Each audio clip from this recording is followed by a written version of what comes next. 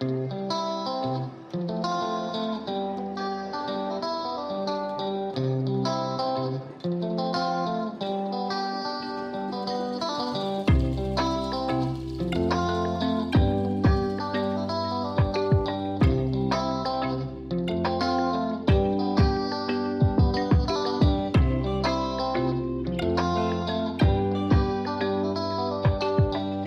guys, and welcome to another episode of Becoming Self-Sufficient.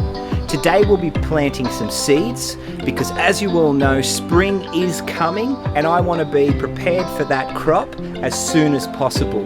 We'll also be preparing a garden bed in which I'm going to plant those seeds. So stick around and I hope you enjoy.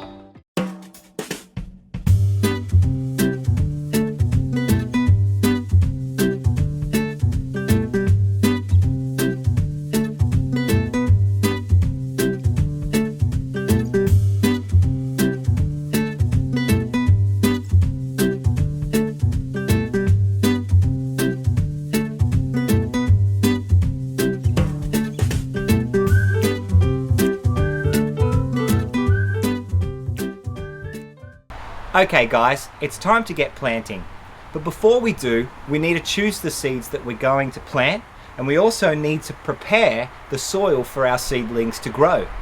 Choosing the seeds is really important because I'm sure you already know, not all plants and vegetables and fruits grow all year round. But I'm in a really lucky position where I went and purchased myself a small greenhouse. So although it's not spring yet, I do have the advantage of being able to sprout these seeds a little bit early so that when spring does roll around, I can put them straight into our new garden bed and get them growing nice and early. I've selected a few that I particularly want to sprout early for this spring crop, and that is going to be the tomato, the lettuce, the radish, the beetroot, the onions, and the peas. Now the reason why I've chosen them, they're my favourite. I really enjoy eating these vegetables, and that's why I'm putting this pile in the greenhouse and getting them prepared nice and early. So as I said guys, I'm going to start off with 2 parts premium potting mix and 1 part compost.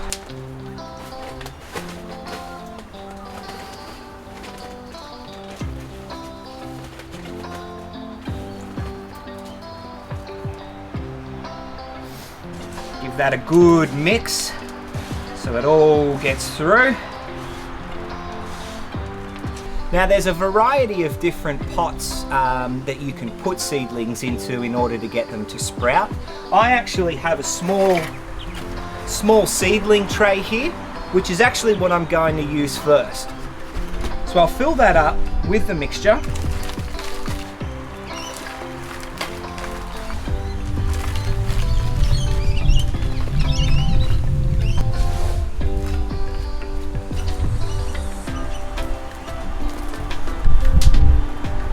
Scrape off the excess. Don't want to waste any of this. I want to be as efficient as I possibly can with this. And the first thing I want to plant, or the first thing I want to sprout rather, is these beautiful tomatoes. So I'm going to pop a couple of those seeds in now.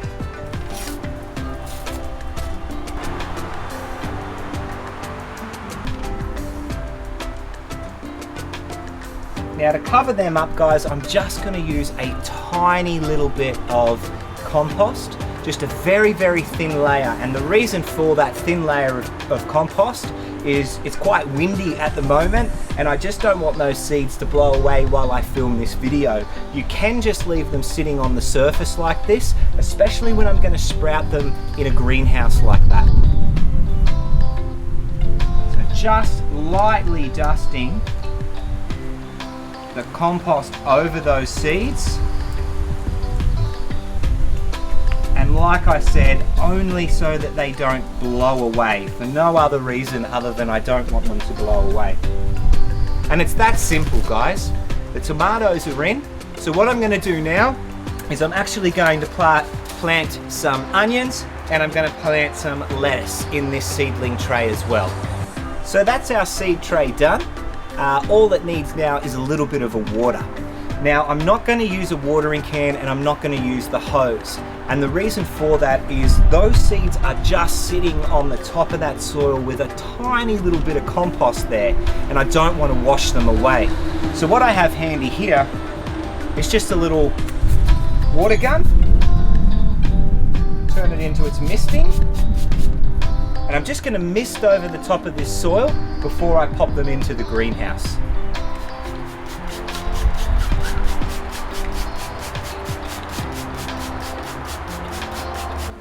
And now it's time for the hard work, preparing the new garden bed that I want to put these seedlings in come springtime.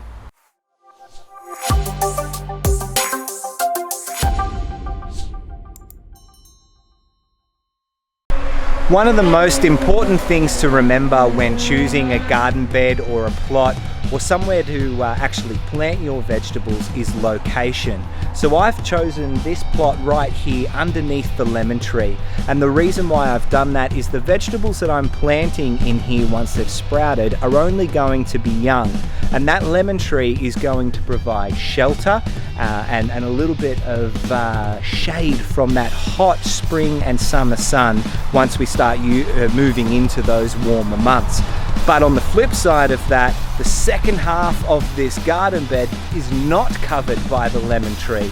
And the advantage to that is it is going to allow these plants to receive ample sunlight to conduct photosynthesis and get as much energy as possible and grow into happy, healthy plants that I can harvest.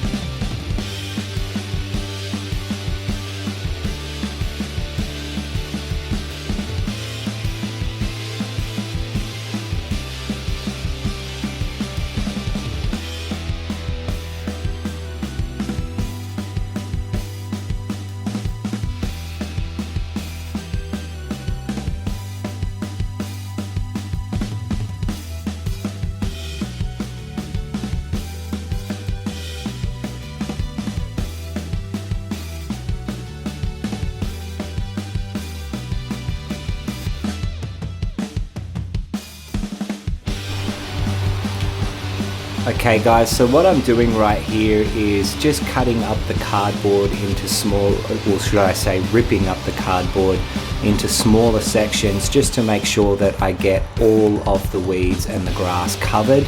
The last thing I want is any weeds or any grass growing up through the cardboard and into the garden bed. I just want fresh fruits, fresh vegetables growing in this bed, and the best way to ensure that is to ensure that I have covered up all of the undergrowth and it will turn into compost. Now you might be wondering why I am watering the cardboard. The answer is simple. A wet, soggy cardboard is much easier compacted once I start putting soil and mulch on top of this. Also, it starts the rotting process, I guess you would say, the breaking down of the cardboard. I don't want the cardboard to be under there for longer than it needs to be, so wetting it like this makes it more malleable and ensures that it will break down in a suitable time frame for the vegetable roots to be able to get through and into the soil underneath.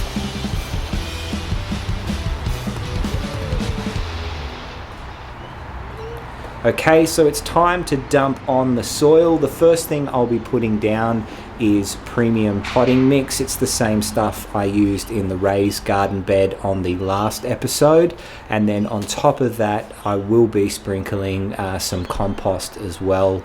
I'll need to smooth this all out to ensure that there's a nice even layer of soil across all of the cardboard, because I want that cardboard weighted down heavily on top of the weeds underneath so that they do die off and turn into compost themselves. Guys, this here is organic sugarcane mulch, The sugarcane mulch I'm putting down on top of the premium potting mix and compost, just to ensure that it stays moist. If I left it out here in the sun, the soil itself would become dry and it wouldn't be serving the purpose that I want it to. So the sugarcane mulch acts as a fantastic barrier between the sun and the soil itself, and really aids in keeping the moisture trapped underneath in the soil to help start that composting process and breaking everything down underneath.